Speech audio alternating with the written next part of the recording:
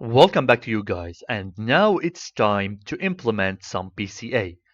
I'm going to be using the dataset that we have used before, which was about an online marketing campaign. We had few features that we have collected from the people who purchased and who did not purchase, and then we were trying to predict if that person purchased or not based on those criteria we have collected.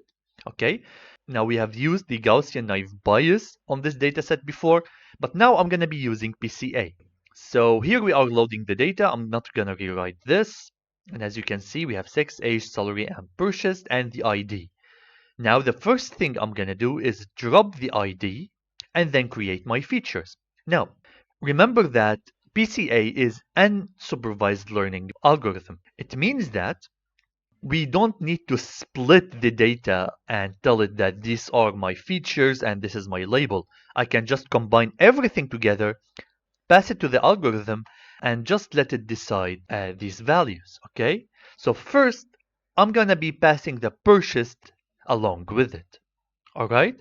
And let's see how PCA is going to divide them. So here, I'm just dropping the ID because it's unnecessary, because the ID should have nothing to do with deciding if a person purchased something or not. And then I am encoding the strings that we have in the dataset. So the final dataset will look something like this. Okay. Now, how do we start with PCA? Well, you don't have to write anything, barely a couple lines of code, but it is important to understand what was happening under the hood so that you can do some sense evaluation of what's going on.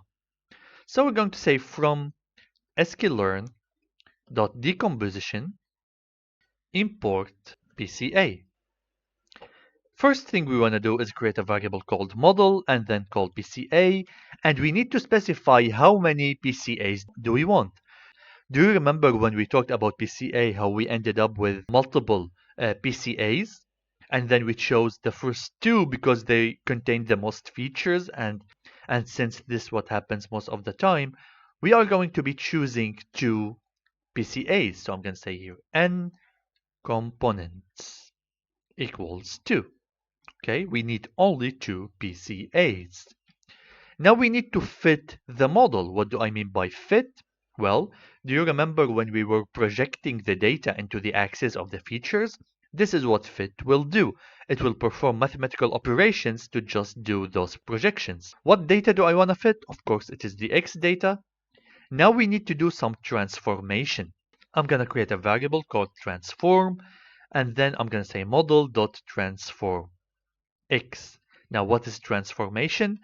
Remember when we did this final rotation of the PCAs in order to get PCA1 and PCA2 correctly? This is what transformation is. Now, the next step is to see what does this transform contain. So let's print transform. You'll see that it contains multiple lists, each containing two columns. The first column is actually the PCA1 values, and the second column is the PCA2 values. So if I am to say transform column and then 0, I would get all the values of the first component of PCA. How about we create columns to our data set here? So we have our X. Let's create a PCA1 column and PCA2 columns and assign those transform values to them. So here, I'm going to be saying X is equal to PCA1, and I'm going to assign to it that transform 0. So this is the PCA1 values, and I need the PCA2 values as well. So here I'm going to be assigning 1.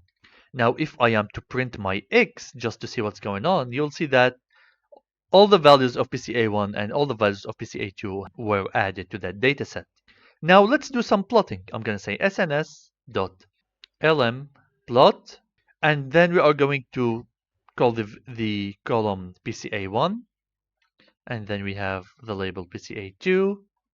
Now, we need the hue. What data should be colored? Well, I want to color the purchased, right? Because this is what I want to classify actually.